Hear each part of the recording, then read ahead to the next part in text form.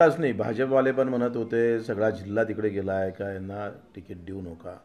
मला याचं कौतुक वाटते आणि थोडं दुःखही वाटतं का ज्या राणानं भाजपचं कार्यालय तोडफोड करून भाजपच्या कार्यकर्त्यांना कानपडीत मारलं, पालकमंत्रीने तो बालकमंत्री आहे असं हिणवलं.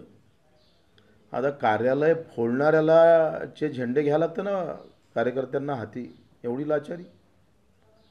तुम्ही सांगा, म्हणजे भाजप असा पक्ष आहे दिसतं मला का ज्यानं कार्यालय फोडावं, कार्यकर्त्याला मारावं, चांगलं ठोकून धरावं, त्यांच्यावर गुन्हे दाखल करावे, त्याला उमेदवारी द्यावं आणि त्याचे झेंडे हाती कार्यकर्त्याला घ्यायला लावायचं. मला वाटतं एवढी लाचारी कोणावर येऊ नये. कार्यकर्त्यांच्या मनाची किंमत, त्यांच्या स्वाभिमान कुठलाही ठेवल्या गेला नाही वरिष्ठ नेत्यांनी. तो पार धूळ धूळ करून पुरा सत्यानाश करून टाकलेला आहे.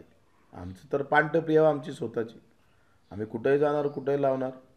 पण ज्यांनी भाजप मोठी केली, प्रभू रामचंद्राच्या मंदिरासाठी ज्यांच्यावर गुन्हे दाखल झाले, असे किती एससीमधले लोक आहे, कार्यकर्ते आहे, त्यांना काय भेटले तुम्ही? सामान्य कार्यकर्त्यासाठी पक्ष म्हणून कधी उभं राहणार का? उलट त्याच्यावर लाचारी अशा प्रकारची वेळ यावी हे अतिशय चुकीचं आहे. आणि मला वाटते हे आमच्यासाठीच नाही तर भाजप कार्यकर्त्यासाठी मोठा घात आहे. त्यांच्यासाठी त्यांचा स्वाभिमान सगळा दुखावलेला गेलेला आहे. अजूनही भाजपच्या कार्यकर्त्याचे फोन येत आहे, बच्चू चांगला निर्णय घ्या, आम्ही सोबत राहू. भाऊ, तुम्ही महायुतीतून बाहेर पडण्यावर आणि उमेदवार देण्यावर ठाम आहात? हां, आम्ही काय करतोय तुम्हाला माहीत आहे. उमेदवार वेळ आली तर उमेदवार देऊ, चांगला उमेदवार भेटला तर, नाही तर मग चांगल्या उमेदवाराला पाठिंबा देऊ. दोन गोष्टी आहे.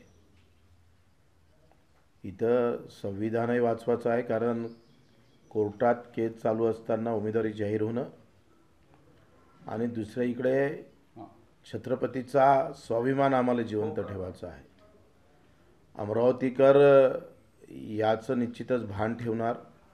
आणि आम्ही सगळ्या लोकांना सांगतो आहे का, आता अडसूळ साहेब उमेदवारी भरणार होते, त्यांना आम्ही सगळ्यांना सांगतो आहे का आता कोण निवडून येणार याच्यापेक्षा कोणाला पाळायचं हे एकदम निश्चित झालं पाहिजे.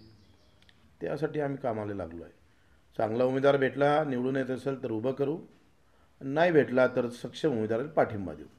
भाऊ, मुख्यमंत्र्यांकडे तुमची बैठक झाली, काय त्या बैठकीत नेमकं ठरलं तुम्हाला? आता बैठकीचे विषय संपलेले आहे. आता मुख्यमंत्र्यांनी आम्हाला दिव्यांग मंत्रालय दिलं आणि म्हणून आमचं त्यांच्या प्रती अजूनही आमच्याजवळ आदर आहे. त्यांच्याप्रती राणा जरी काही बोलला मतदारसंघात येऊन, खोकेवाला आमदार आहे, सत्तेत राहायचं, सत्तेची पुरी आम्ही पाहतोय मजा लुटाची, निधी आणायचा, आणि आमच्यामुळं सत्ता आली म्हणून पुन्हा खोकेवाला म्हणून बदलामी करायचं. वास्तविक बच्चूकडून खोके घेतले असते ना तर एखाद्या पार्टीत, तुझ्यासारख्या एखाद्या पार्टीत जाऊन पुन्हा चमचेगिरी करून प्रत्येक वेळेला वेगवेगळ्या पक्षाचे तिकिटा पाठिंबा आम्हाला घेता आला असता. ते चमचेगिरी बच्चूकडून केली नाही आयुष्यात. पैसा आमच्यासाठी महत्त्वाचा नव्हता. आजही आम्ही शिंदेसाहेबाचे आभार का मानतोय का ते दिव्यांग मंत्रालय दिलं. जे आंदोलन 15 वर्ष आम्ही चालवलं आणि ज्याच्यासाठी चालवलं ते एका जाण्यानं जर आमचं मंत्रालय निर्माण होत असेल तर ते आम्ही स्वीकारलं आहे. पण त्यालाही बदनाम करण्याचं काम राणानं केलेलं आहे. आणि मग तो सगळ्या गोष्टी आमच्या डोक्यात आहे.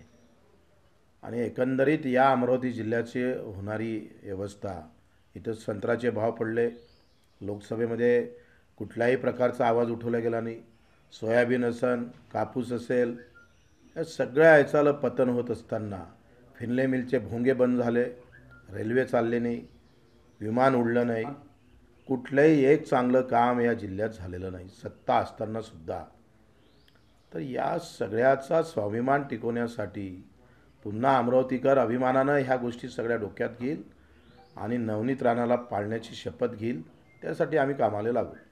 हो, नवनीत राणा यांनी असं आवाहन केलं की महायुतीतील जे घटक पक्ष तुम्ही असाल किंवा साहेब असेल, मी त्यांना हात जोडून विनंती करते की त्यांनी आता मोदीजींना 400 पार करण्यासाठी आणि मला आशीर्वाद द्यावा असं त्यांनी काल सांगितलं. मला वाटते मी त्यांना भाजपच्या कार्यकर्त्यांना विनंती करतो का मोदीजीनं अबकी बार 400 के पार म्हटलं आहे, त्याच्यानं 300च पाहिजे. मोदीजीचं सरकार आले त्यांना एक अमरावतीची सीट गेली तरी चालेल ना. स्वाभिमान टिकून ठेवा, दाखवा अमरावतीकर आम्ही अमरावतीकर आहे म्हणून. हा पंजाबराव देशमुखांचा जिल्हा आहे, गाडगेबाबाचा आहे, तुकडोजी महाराजांचा जिल्हा आहे.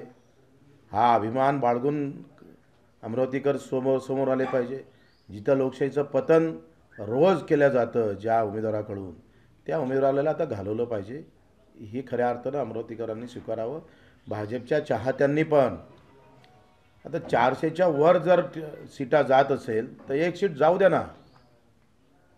कार्यकर्त्यांनी सुद्धा मला वाटतं या भूमिका घेतल्या पाहिजे आणि एक दमदार पाऊल समोर टाकलं पाहिजे. नवनीत राणांनी म्हटलं की एक